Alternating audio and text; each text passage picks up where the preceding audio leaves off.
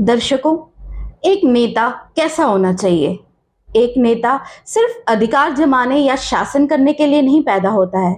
एक नेता वो होता है जो खुद तो बड़ा बनता ही है और अपने साथ साथ अपने लोगों को वो सब समर्थ कराने में मदद करता है जिसकी वो कल्पना भी नहीं करते। और ऐसे ही शख्सियत के मालिक थे हमारे अमरनाथ वैष्णवी जी। नमस्कार, आप देख रहे हैं द राइट न्यूज और मैं हूं हिमाग्नि मोजा। दर्शकों, आपको पता ही होगा, मैं बार बार हर इंटरव्यू में बोल भी रही हूँ कि 24 अगस्त को एक इवेंट होने वाला है अभिनव थिएटर्स के राइटर्स क्लब में 10:30 बजे से, क्योंकि उस दिन 98 बर्थ एनिवर्सरी है हमारे महान नेता की। इसलिए आप लोग भी आइएगा, आने की शिरकत कीजिएगा ताकि उनका जो आशीर्वाद है हम सब प्राप्त कर सके। और इसी कड़ी में, इसी सीरीज में हमारा जो राइट न्यूज़ है, हमारे राइट न्यूज़ टीम की जो मुहिम है वो यही है कि ये पूरा जो महीना है हम डेडिकेट कर रहे हैं एज ए श्रद्धांजलि हमारे प्यारे अमरनाथ वैष्णवी जी, प्यारे लाला जी को।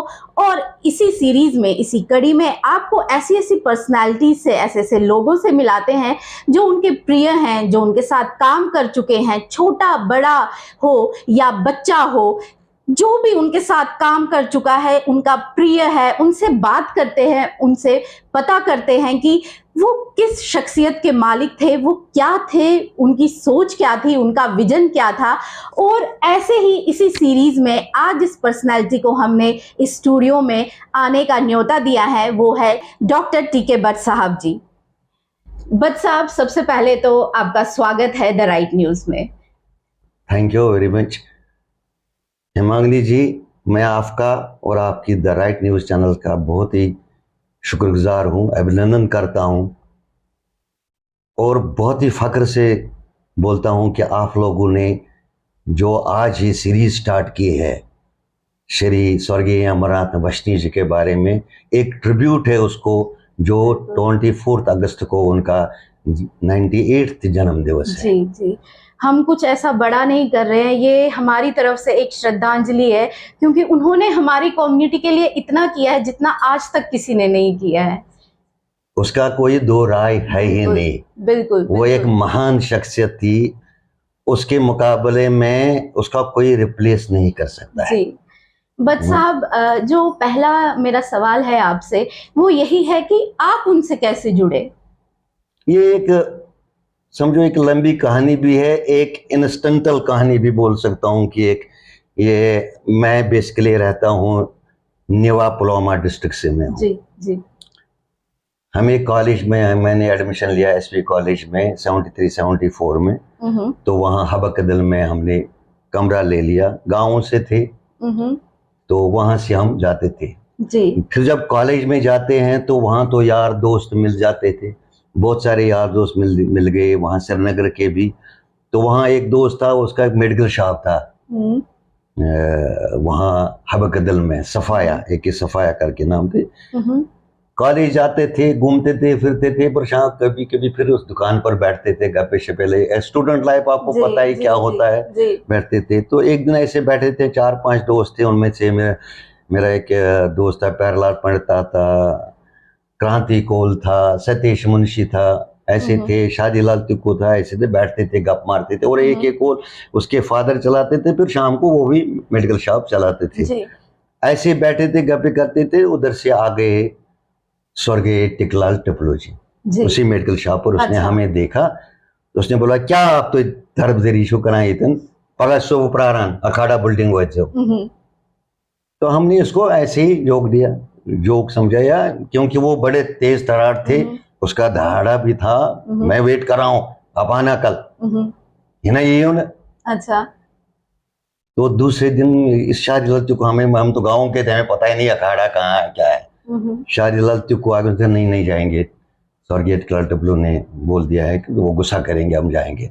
हम चले गए, हम 4-5 दोस्त चले गए वहां पर। तो वहां पर पहुंचे थे तो वहां पर शाखा गांव का था, मुझे पता भी नहीं था ये शाखा क्या होती है। वहां पर बोला यहाँ पर शाखा चल रही है, शाखा थी। तो हम भी चले गए, बैठ गए वहां पर। तो वहाँ स्वर्गीय टिकलाल टपलू जी भाषण दे रहे थे, समझा रहे थे ये स्वयं सेवक संघ क्या है, नॉन पॉलिटिकल है, ये सेवा के लिए है, या अपना हिंदुत्व को आगे बढ़ाने के लिए, अपना भाईचारा बढ़ाने को, राष्ट्र के लिए, ये सब अपने आप को समर्पित करना है इन द राइट डायरेक्शंस में जी। तो ये चल रहा था, सिलसिला था, हम भी बैठे थे सामने।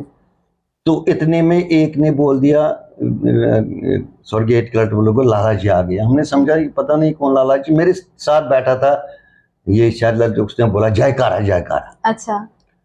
तो हमने नजर मारी तो वहां एक, मैं कहता हूँ ईश्वर स्वरूप जैसे होता है ना कोई, जो केसरी रंग की पगड़ी, टेकास, क्लीन ड्रेस्ड मैन, बहुत चेहरे से लगता था, और एक हाथ में बैग था, छोटा सा बैग था, आ रहा था। सारे खड़ा हो गए, तो सारे नमस्कार, उसने वो आपस कहा जयकारा। तो अच्छा। सबने बोला हर हर महादेव।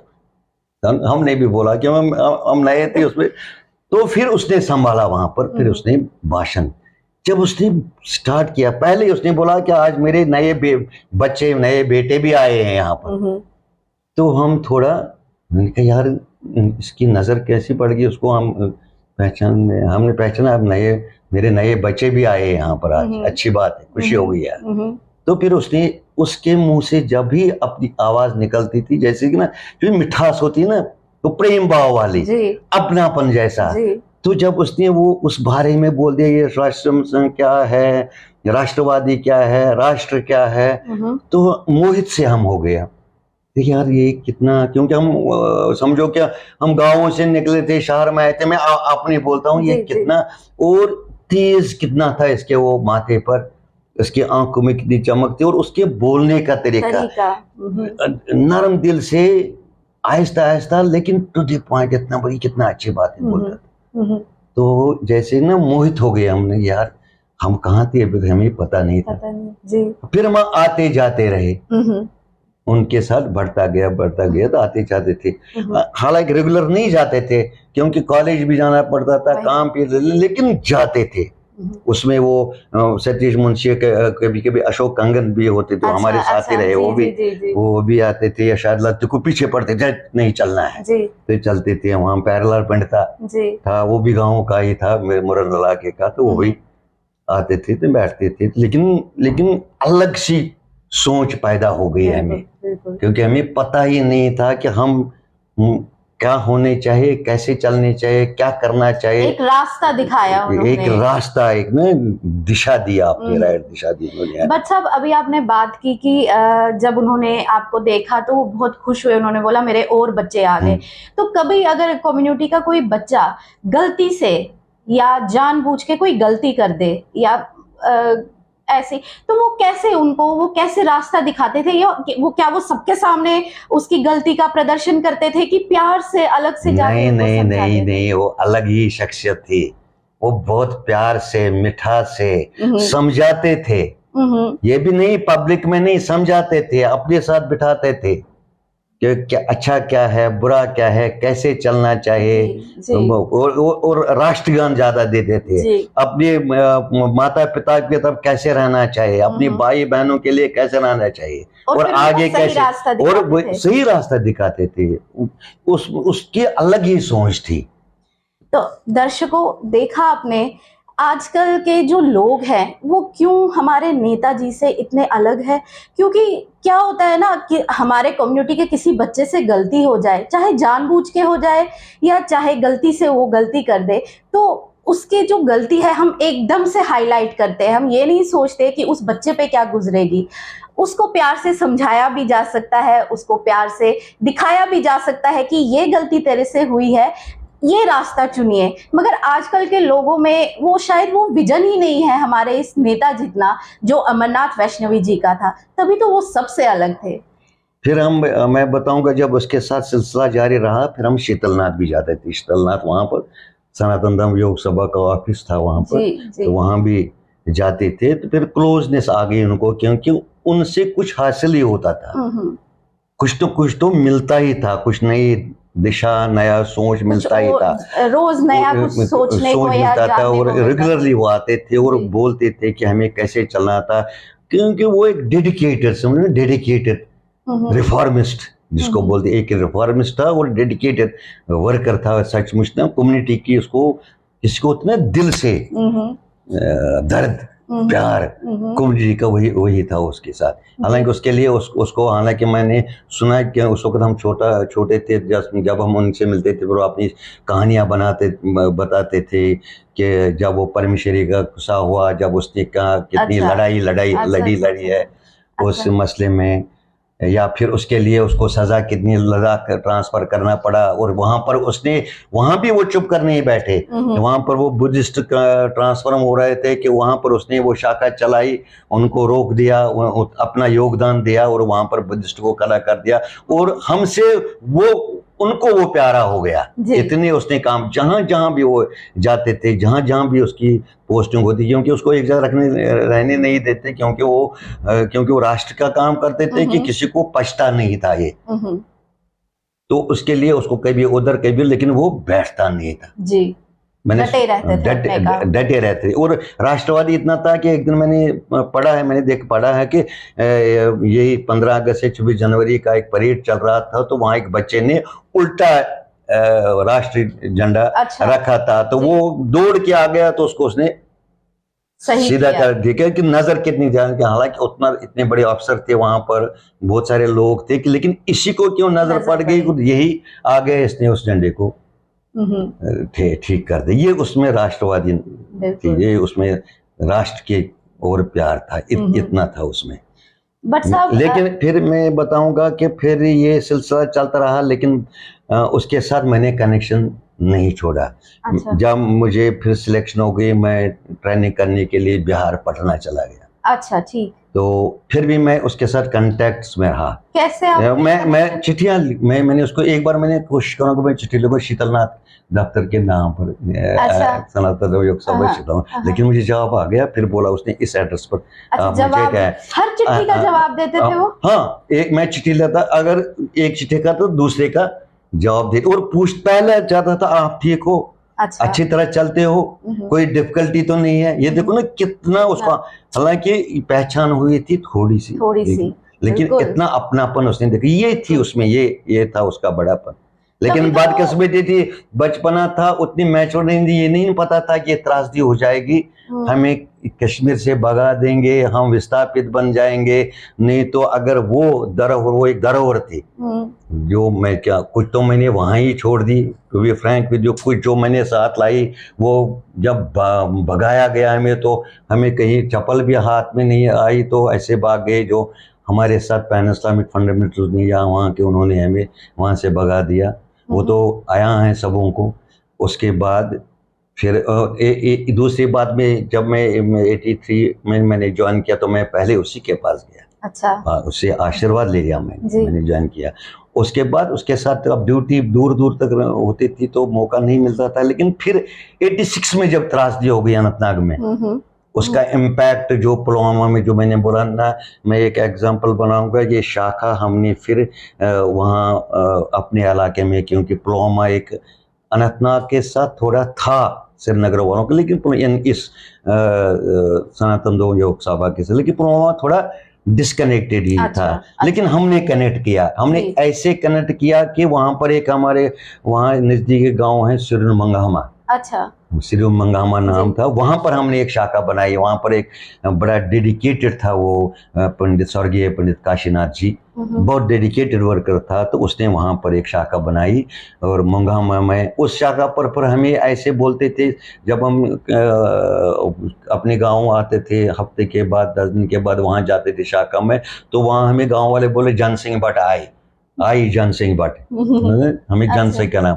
और उसका असर इतना पड़ा कि मंगामा जो एक चश्मा था, नाग, नाग, उस नाग पर उन्होंने पहले वहां इजाजत थी, वहां मुसलमान से पानी लेते थे पीने के लिए, लेकिन अब उन्होंने उनको वो इरिटेट जैसे हो गए, हमने, क्योंकि हम तो राष्ट्रवादी थे, हम किसी के खिलाफ नहीं करते थे, तो उनको लग गया जनसंघ, क्योंकि जनसंघ का उतना फोबिया बनाया था। हालांकि जनसंघ कुछ ऐसी संस्था थी जो कि राष्ट्रवादी थी और अभी भी है, लेकिन ऐसा फोबिया बनाया था कि जैसे ये दुश्मन थे किसी मजहब के लोगों के लिए। तो वहां पर उन्होंने अपना कब्जा जमाने की कोशिश की, तो क्योंकि वहां पर इजाजत थी सिर्फ पानी पीने लेने के लिए, वो भी साफ। अब उन्हें कपड़े धोने लगे, नहाने लगे, उस पर बड़ा केस भी चला, लेकिन उसमें भी बहुत बड़ा योगदान दिया स्वर्गीय अमरनाथ वैष्णवी जी ने। अच्छा। जो उसने उसके लिए भी लड़ाई लड़ी और हमने उसको रेस्टोर, बहुत सालों तक वो केस चलता रहा और हमने उसको फिर वापस रेस्टोर कर दिया। ये भी उसका एक बहुत बड़ा योगदान था। भट्ट साहब, आपकी कोई ऐसी मेमोरी है कि जब उन्होंने किसी बात के लिए आपको शाबाशी दी हो और आपका जो सीना है वो गर्व से चौड़ा हो गया हो कि वाकई में आज मुझे मेरे भगवान ने शाबाशी दी है? एक इंस्टेंस मुझे याद है जी। जब हम विस्थापित हो गए, जब हमें कश्मीर से भगाया गया तो मुझे उधमपुर आना पड़ा। उधमपुर में भी मैक्सिमम शरणार्थी समझो, विस्थापित समझो, वहां थे। वहां पर था स्टेडियम में टेंट लगे थे। अच्छा। मैं पहले ये बताऊंगा, जब वहां से आ गए कि मेरी मिसेस की वहां हुई थी पोस्टिंग, इसलिए मुझे उधमपुर में ही रहना पड़ा। तो वहां हमने स्वर्गीय उनकी वसादत से वहां हमने उनने बोला कि ये समय है इन इस वक्त हम बेसहारे, इन सब बेसहारों को सहारा देना, इनको आगे बढ़ाना, इनको हिम्मत देना है। इसके लिए हमें अपना योगदान देना। अब जवान, उस वक्त हम 30-32 साल उम्र के थे, जवान थे, एनर्जेटिक थे। तो वो कैंप लगे थे स्टेडियम में, उधमपुर स्टेडियम में। तो वहां मैं बताऊंगा, आप हैरान हो गई। तो जो अनंतनाग डिस्ट्रिक्ट से 2 फैमिली आई, बहुत सारी फैमिली आई थी, 2 फैमिली ने लाए थे अपने साथ गाय। अच्छा जी। क्योंकि दूध देने वाले उन्होंने बिछड़ा दिया था दोनों ने, तो उनको जी नहीं कहा कि वहां छोड़ने के लिए या किसी को हवाला, उन्होंने ट्रक में उनको साथ लाया। अच्छा। अब उनके लिए भी हमने अलग वो डंडे खड़े कर दिए थे, ऊपर छत बना दिया था। तो अब परेशानी थी कि हम नए नए थे, पता नहीं था क्या करेंगे क्या नहीं करेंगे, इनको कैसे देंगे। तो हमने वॉलंटरी नहीं, हम इनके लिए जाते थे घास वास लाने के लिए। अब हमारे पास कोई साधन नहीं था, लेकिन वहाँ एक बाली करके, वो माइग्रेंट नहीं था, वो माइग्रेंट वर्ड में यूज नहीं करना चाहता हूँ क्योंकि हमारे लिए बहुत अन्याय है, मैं समझूंगा अन्याय है। क्योंकि माइग्रेंट अलग एक लफ्ज है। हम विस्थापित, हमें घर से बेघर कर दिया, हमें निकाला गया, हम अपनी मर्जी से नहीं आ गए और ये त्रासदी हम झेल रहे हैं, ये दुख है। तो उसके पास स्कूटर था। अच्छा। मुझे पता है, वेस्पा ऐसा नाम स्कूटर था। हम उसको बोलते थे वाली साहब गाय के लिए कुछ लाना है, चारा घास। और फिर हम उधर एक बटर बालिया साइड है, खेत वेत, हम जाते थे तो हम घास काट के लाते थे। वैष्णवी जी का एक बड़ा था, स्वर्गीय वैष्णवी जी का, कि ये हफ्ते में 2 बार उधमपुर आते थे विस्थापितों को देखने के लिए, सब ठीक है क्या नहीं है। और कुछ प्रॉब्लम होते थे, हम उनको बोलते थे तो ये फटाफट आ जाते थे मसला, क्योंकि इनकी अलग ही एक पहचान थी, सोच थी। तो हम आ रहे थे स्कूटर पर, हमने लाया था ये घास। अच्छा। तो जब इसने हमें देखा, क्योंकि उनके साथ पहले से भी वापस ने देखा था, आप कहाँ गए थे? हमने जनाब हमारा इस गमित घास है गवन कमन गवन, ऐसे बोला। 2 गाय लाएंगे तो उसने बोला कहाँ पर?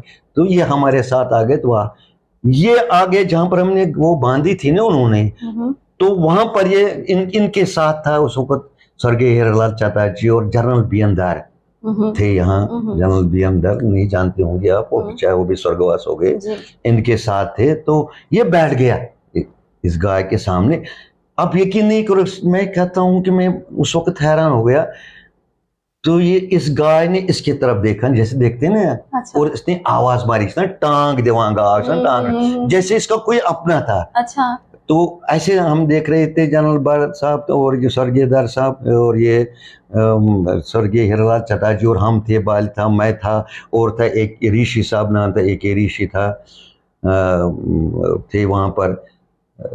ये स्वामी कुमार जी इसको बोलते थे, ये भी, क्योंकि वहां पर हमने रिफ्यूजी सर्विस सोसाइटी बनाई थी। उसमें मखलाल कांद्रोता यही था, इस वक्त स्वामी कुमार जी जो थे वो थे, वीर जी थे, अशोक कुमार थे, लोला भी थी, वो सब चला रहे थे रिफ्यूजी सर्विस सोसाइटी। अच्छा, ये जब बैठ गया तो इसके आंखों में नमी आ गई। इसने जनरल BM दर की तरफ देखा, कहा कि पाप तो हमने किए थे, माता आपने कौन सा? आप तो भगवान कृष्ण की माता थी। इस दर साहब ने उसको कंधे पर हाथ रखा, लाला जी हमें बहुत काम है ना, उसको सो गया कि बहुत काम है ना, ऐसे हाथ रखा। तो आप उठे, हमें काम है। काम क्या था वो भी बताऊंगा, वो भी एक इंस्पिरेशनल बताऊंगा कि काम ये था कि वहां पर एक पृथ्वीनाथ नाम था, उसने अपने साथ लाई थी बस, उसको बस चल रही थी कश्मीर में, तो वो उस बस में उसको चलने नहीं देते थे उधमपुर में। हमने बहुत कोशिश की, रूट परमिट नहीं दे रहे थे चलने के लिए। वहाँ उस वक्त डीसी साहब थे दिलीप सिंह, हम भी बहुत बार गए तो, लेकिन वो देने के लिए तैयार था डीसी साहब, लेकिन जो वहां पर ट्रांसपोर्ट के जो अपनी मैनेजमेंट थी प्राइवेट ट्रांसपोर्ट के, उनका प्रेसिडेंट था, जनरल सेक्रेटरी था या ड्राइवर थे, वो नहीं मानते थे, वो हल्ला करते थे।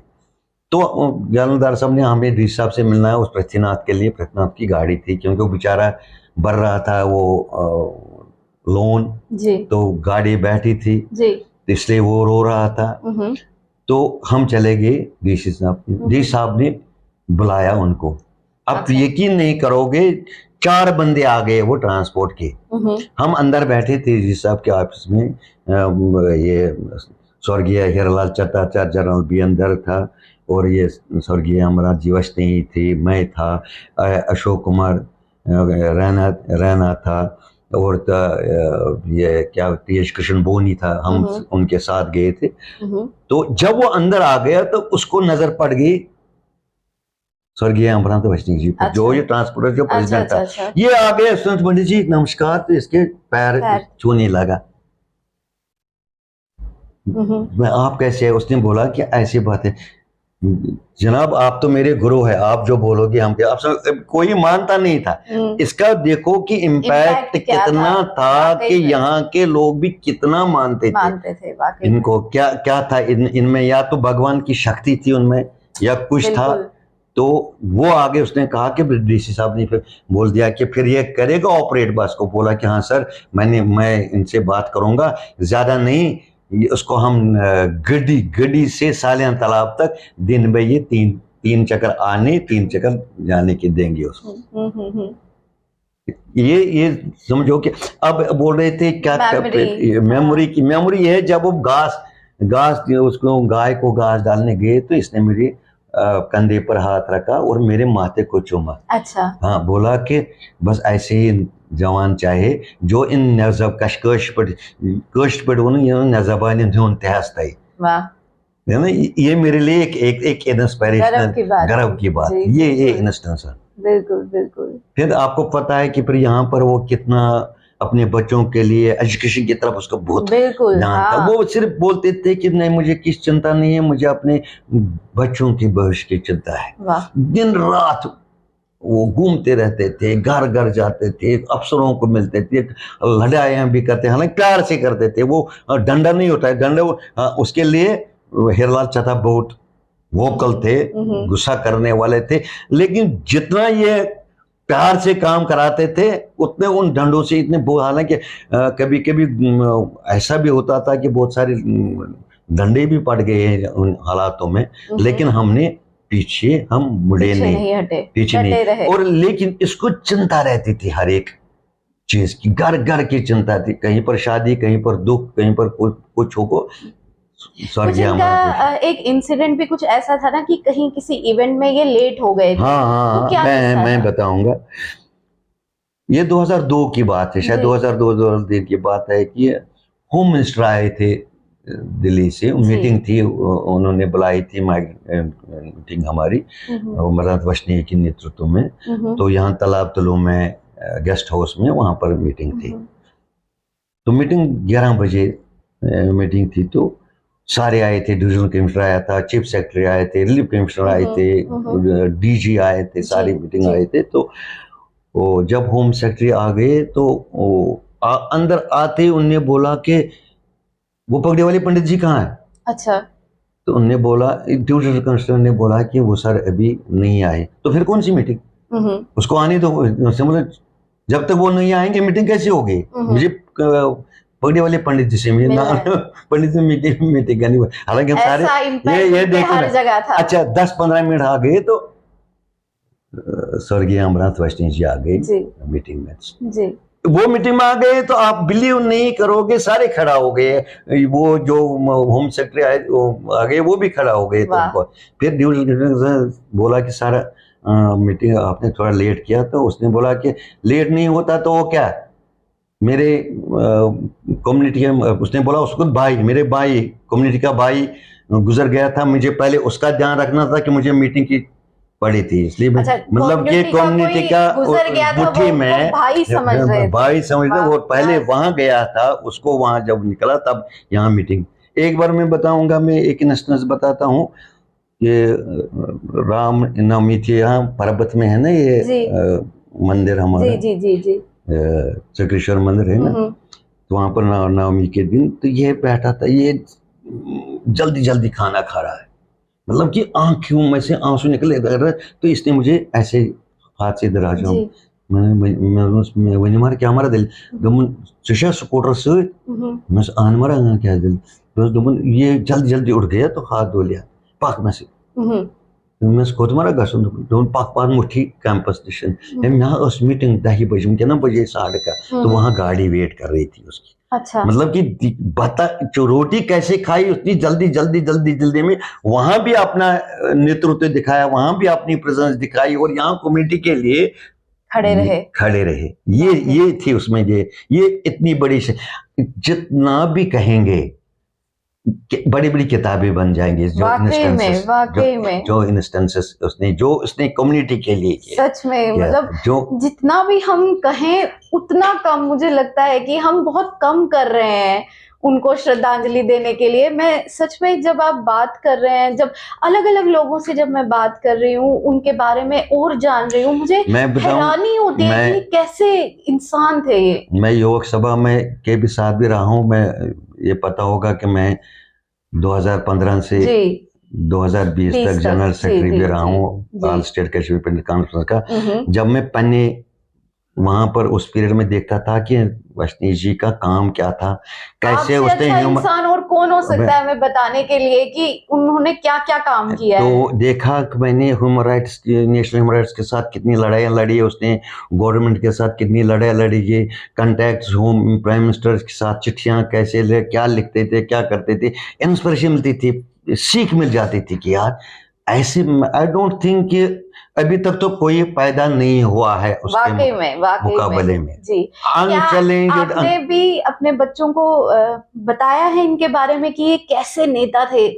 नहीं, एक बात है मुझ में कि ये जो आपने ये सीरीज ये एक इंस्पिरेशन है उन बच्चों के लिए। जी बिल्कुल। हाँ, क्योंकि बच्चों को, मेरे बच्चों को पता था कि ये स्वर्गीय अमृता वर्षी के साथ उठते बैठते जाते काम करते हैं, थोड़ा बहुत उनको पता था। लेकिन आम बच्चों को, जो हमारी जनरेशन, आप जैसे को, आपको आपने देखा भी नहीं होगा शायद, सिर्फ नाम ये जो आपने सीरीज बनाई है, एक एक इंस्पिरेशन उनको पता चलेगा जिसने उनको बनाया, उनको बनाने वाले थे स्वर्गीय अमृता वर्षी। क्यों, कैसे, ये भी पता होगा कि कैसे उसने अपनी पगड़ी उस महाराष्ट्र सरकार के क्या, मुझे कुछ नहीं चाहिए, मुझे अपने बच्चों का भविष्य चाहिए। उस भविष्य ग्लोब में, सारे ग्लोब में हमारे बच्चे पहले, और ये जब उनके पास पहुंचेंगे वो समझेंगे कि हाँ हमारा क्रिएटर कौन था, वो नेता कैसे थे, क्या हमारे नेता कैसे। और ये सचमुच आपने ऐसा सराहनीय काम किया है,